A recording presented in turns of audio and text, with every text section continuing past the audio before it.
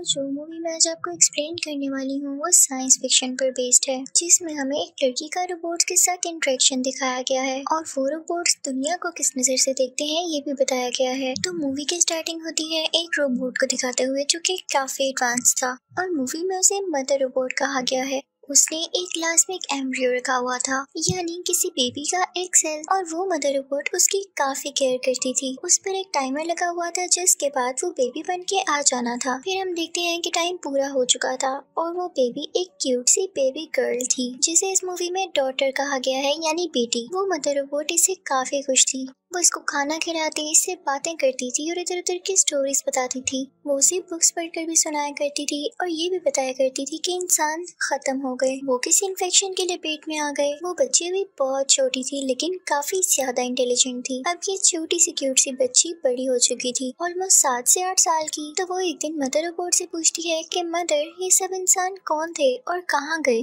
तो उसकी मदर कहती है कि बेटा, जैसे कि मैंने आपको बताया, एक इन्फेक्शन आया और सब इंसानों की जान ले गया और कुछ इंसान वॉर में मारे गए, यानी इंसान एक दूसरे से लड़ते रहते थे। इस तरह से वो मारे गए और उनमें से कुछ बीमार हो गए, जिनके बाद उन सब की डेथ हो गई। अब बाहर अर्थ पर कोई भी नहीं है, इवन कोई ग्रीनरी भी नहीं है, क्योंकि उन्होंने दुनिया को भी खराब कर दिया अपनी जंगे लड़ लड़ के। वो मदर रोबोट डॉटर से कहती है कि बाहर की हवा भी ठीक नहीं है, इसीलिए मैं आपको बाहर नहीं जाने देती बेटा। मदर रोबोट डॉटर से बहुत प्यार से बात किया करती थी। वो उसको भी काफी ज्यादा रिस्पेक्ट देती थी, हालांकि वो छोटी सी बच्ची थी। इसके अलावा वो उसे काफी अच्छे मैनर सिखाती थी, बात करने का तरीका बताती थी, इवन खाने पीने का भी, जैसे हर एक अच्छी मदर अपने बच्चों को बताती है। डॉटर भी काफी अच्छी तरह से ग्रो कर रही थी, यानी उसकी हेल्थ ठीक थी, उसकी हाइट ठीक थी, वो सब मैनर्स और वैल्यूज भी सीख रही थी और बहुत ज्यादा जीनियस भी थी। मदर रोबोट उसे पढ़ाया भी करती थी और कुछ कुछ दिन बाद उसका इंटेलिजेंस टेस्ट भी लिया करती थी कि कितना अच्छा जा रही है। तो फिर उसके बाद डॉटर उस मदर रोबोट से पूछती है कि मदर, मैं कैसे आई? जब सब इंसान मारे गए तो मैं अकेली कैसे बच गई?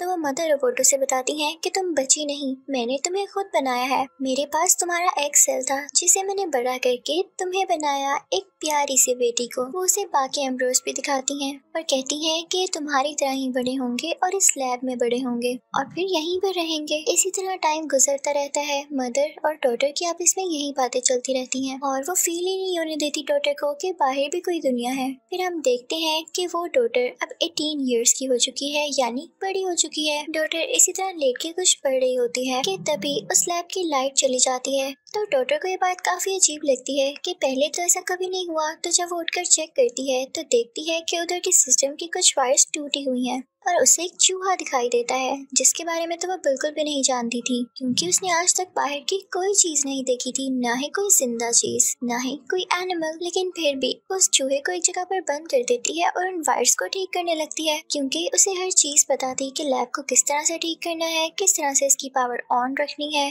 उस दौरान मदर रोबोट अपनी चार्जिंग पर थी, तो डॉटर खुद ही सारी लाइट ठीक कर देती है, जिससे लाइट वापस आ जाती है और फिर वो उस रैट को ऑब्जर्व करने लगती है और तभी वहाँ पर मदर आ जाती है। वो उसे कहती है कि ये रैट कहाँ पर आया, कहाँ से पकड़ा है तुमने इसे? तो डॉटर उनको सारी बात बताती है। तो मदर कहती है कि इसका यहाँ पर आना ठीक नहीं है और उसको उस बोतल समेत ही जला देती है, जिससे डॉटर काफी हर्ट होती है और कहती है कि उसमें जान थी। तो मदर कहती है कि बाहर सब कुछ तबाह हो चुका है और लोग इन्फेक्टेड हैं। तो क्या आपको लगता है कि एनिमल्स इन्फेक्शन से बचे होंगे? बाहर की कोई भी इन्फेक्टेड चीज अंदर नहीं आनी चाहिए और मैंने आपकी भलाई के लिए ऐसा किया। लेकिन डॉटर को ये बात बिल्कुल अच्छी नहीं लगती। वो सोचती है कि जरूर बाहर की दुनिया में कुछ ना कुछ है, तभी तो ये चूहा यहाँ आया। अब रात को जब मदर रोबोट चार्जिंग पर होती हैं तो डॉटर अपना स्पेशल सूट पहनती है और वो सोचती है कि मैं अब जाऊंगी बाहर की दुनिया को देखने के लिए, मदर को पता ही नहीं चलेगा। जैसे ही डॉटर अपनी लैब का दरवाजा खोलती है तो उसके सामने एक औरत होती है। उस औरत की हालत कुछ ठीक नहीं थी, वो काफी वीक लग रही थी। वो डॉटर से कहती है कि मेरी हेल्प करो। डॉटर उसके पास जाती है और उसे चेक करती है। डॉटर उसे भी एक स्पेशल ड्रेस पहनाती है, लेकिन तभी मदर रोबोट चार्ज हो जाती है और जब वो देखती है कि लैब का दरवाजा खुला हुआ है तो वो डॉटर से पूछती है, उसे आवाजें देने लगती है और जब डॉटर उसके सामने आती है तो वो कहती है कि तुम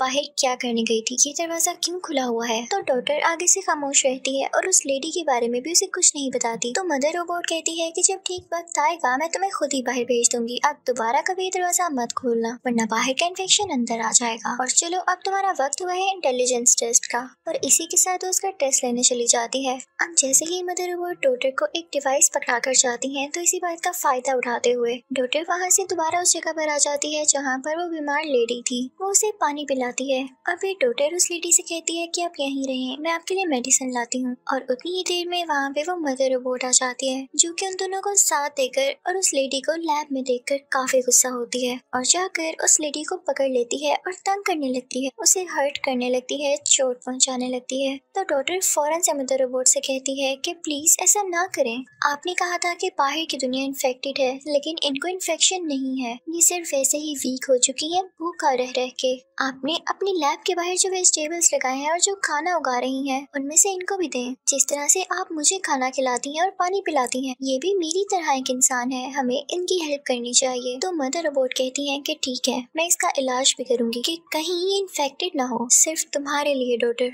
लेकिन वो औरत कहती है कि नहीं मैं इलाज नहीं करवाऊंगी, मैं बिल्कुल ठीक हूँ, नहीं हूँ मैं इन्फेक्टेड। और वाकई उसकी बॉडी पर ऐसा कोई निशान नहीं था जिससे ये पता चले कि वो इन्फेक्टेड है। वो बातें भी बिल्कुल ठीक कर रही थी, उसका दिमाग भी बिल्कुल ठीक से चल रहा था। तो डॉक्टर काफी हैरान होती है और मदर रोबोट से कहती है कि ये तो बिल्कुल ठीक है, कहाँ है इन्फेक्शन, क्या करता है वो इन्फेक्शन। डॉक्टर कहती है कि जैसे ये लेडी हमारी लैब में आई है, हो सकता है कि बाहर की दुनिया में भी इंसान हो और उन्हें हमारी मदद की जरूरत हो। तो मदर रोबोट कहती है कि नहीं, इंसानों ने ही ये प्रेडिक्ट किया था कि दुनिया जल्द खत्म होने वाली है और इंसान खुद भी इस दुनिया पर नहीं रहेंगे। हो सकता है कि इसने खुद को कहीं पर छुपाया हो और अब यहाँ पर आ गई हो। मदर रोबोट फिर डॉक्टर से कहती है कि जाओ तुम उसे खाना दो और उसे पूछो कि क्या वाकई बाहर कोई सर्वाइवर है और बाहर की दुनिया का क्या हाल है, क्योंकि तुम भी उसकी तरह एक इंसान हो, तुम लोग आपस में फ्रैंक होकर बात कर सकते हो, वो मुझसे डर रही है। जब डॉटर उस लेडी के पास जाती है तो उससे कहती है कि जाओ यहाँ से, तुम लोगों ने मुझे शूट किया है, मैं हर्ट हूँ। तो डॉटर कहती है कि आए मैं आपकी बुलेट निकाल देती हूँ, हम आपको कोई नुकसान नहीं पहुँचाएंगे, आप प्लीज हम पे ट्रस्ट करें। तो वो औरत मान जाती है और अब उसका ऑपरेशन किया जाता है जिसमें वो बुलेट उसकी बॉडी से निकाल दी जाती है। जब वो लेडी रिकवर होती है तो वो डॉक्टर से बातें करने लगती है। वो कहती है कि तुम एक रोबोट पर ट्रस्ट नहीं कर सकती, लेकिन बाहर की दुनिया के रोबोट्स ने हम पर धोखे से हमला कर दिया और सबको मार दिया, बस हम कुछ लोग ही बचे हैं। और देखना तुम भी एक रोबोट के साथ रह रही हो, तुम भी ज्यादा देर तक यहाँ सेफ नहीं हो, तुम मेरे साथ आओ, हम बाहर सर्वाइव करेंगे, हम दुनिया को फिर से ठीक कर लेंगे। वो काफी इमोशनल हो जाती है तो डॉक्टर उस लेडी की बातों पर यकीन करते हुए उस मदर के पास जाती है। तो मदर कहती है कि मैंने तुम्हारी बातें पहले ही सुन ली हैं। और फिर मदर उसे ये मानने पर फोर्स करती है कि तुम इतने सालों से मेरे पास हो और मैंने तुम्हें कितने प्यार से रखा हुआ है, मैं तुम्हारी मदर की तरह हूँ और तुम किसी दूसरी लेडी के लिए मेरे साथ ऐसा करोगी। तो डॉटर मदर की बात मानने पर भी मजबूर हो जाती है।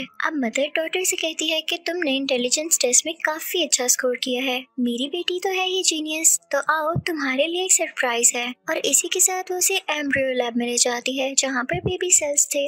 वो कहती है कि अपने लिए भाई या बहन चूज कर लो। ये सुन के डॉटर काफी खुश होती है क्योंकि यहाँ पर वो अकेली ह्यूमन थी। तो वो कहती है कि मदर मैं भाई चूज करूंगी और फिर वहाँ से वो एक ग्लास ट्यूब उठा लेती है। लेकिन रात में जब मदर रोबोट चार्ज हो रही होती है तो दोबारा से डॉटर के जहन में अजीब अजीब सवालात आने लगते हैं। वो खुद से ही सोचने लगती है कि आखिर मैं ही क्यों हूँ यहाँ पे और बाकी एम्प्लॉयज को भी रोबोट ने यहाँ क्यों सेव कर रखा है। वो एक सीक्रेट लैब में जाती है जहाँ पर सारा डेटा पड़ा हुआ था।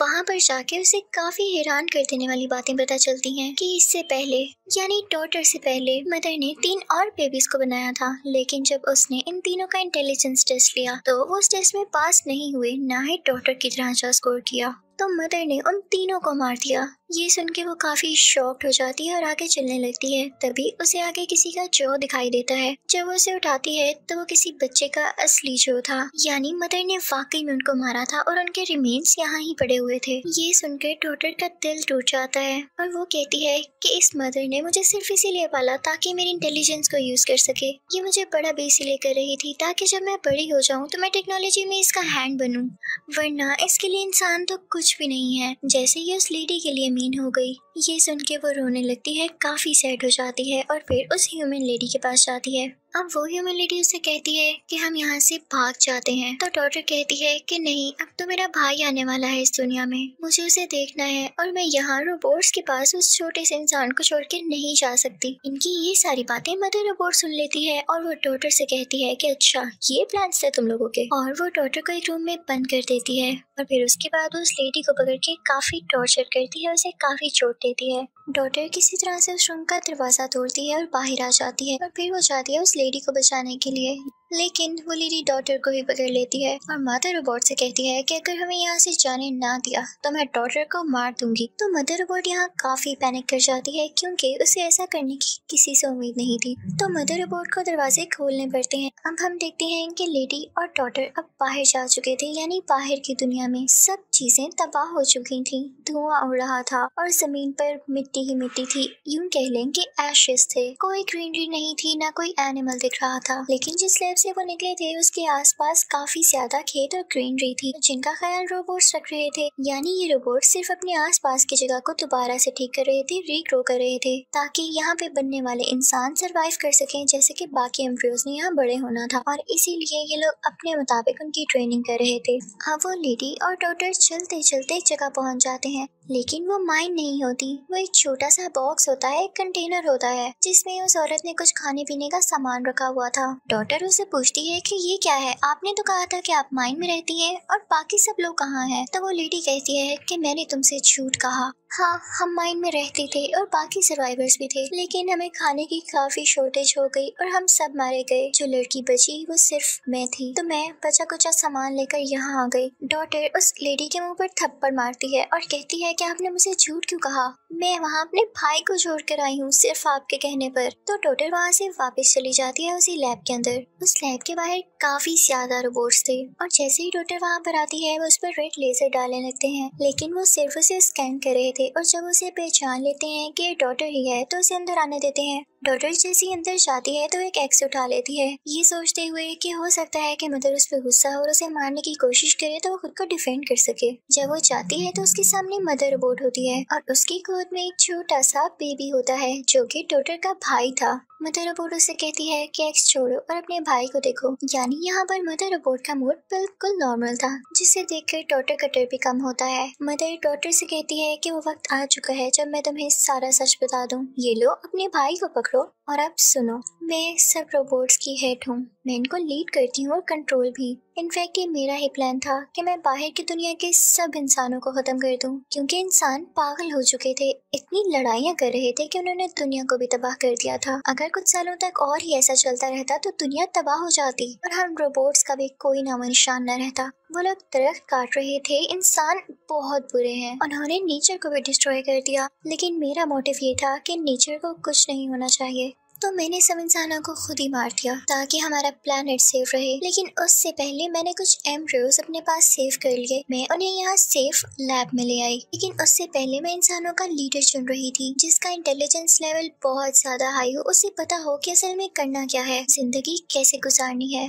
पर फाइनली मुझे तुम मिल गई। तो मैंने ये सोचा था कि जब तुम 18 साल की हो जाओगी तो हम इन बाकी एम्ब्रियोज को एक एक करके बड़ा करेंगे और तुम इनके लीडर होगी, यानी सब इंसानों के लीडर। मैंने इसीलिए तुम्हारी अच्छी ट्रेनिंग की, अच्छी तरबियत की कि तुम इन सब की मदर बन के आगे से इनकी अच्छी ट्रेनिंग करो, इन्हें मॉरल वैल्यू सिखाओ, इन्हें जीने के तरीके बताओ, तुम इन्हें इसी लैब में लीड करो। और जब ये इंसान सारे बड़े हो जाएं, अच्छे बन जाएं, तो तब तक हम बाहर की दुनिया को भी ठीक कर चुके हों और फिर दोबारा से एक नई जनरेशन बाहर की दुनिया में रहे और दुनिया का ख्याल रखे, ना कि पहले इंसानों की तरह। तो डॉटर कहती है लेकिन आपने उन 3 मासूम बच्चों की जान क्यों ली? तो मदर रोबोट कहती है कि मुझे ऐसा करना था। मैंने जब उनका इंटेलिजेंस लेवल चेक किया तो मुझे वो इतना अच्छा नहीं लगा कि बाकी इंसानों को वो कुछ सिखा सके, तो फिर फायदा क्या होता है मेरी इस सब प्लानिंग का। लेकिन अब मैंने ऐसा कभी नहीं किया तुम्हारे बाद, क्योंकि मुझे तुम्हारा इंटेलिजेंस लेवल इस काबिल लगा कि तुम इंसानों को लीड कर सको। मैं तुम्हारे बाद किसी इंसान को नहीं मारूंगी, क्योंकि तुम जो उनकी लीडर होगी उनको सिखाने वाली। तो डॉटर मदर से कहती है कि मैं नहीं जानती आपका क्या भी प्लान था, लेकिन आपसे बड़ा जालिम कोई नहीं हो सकता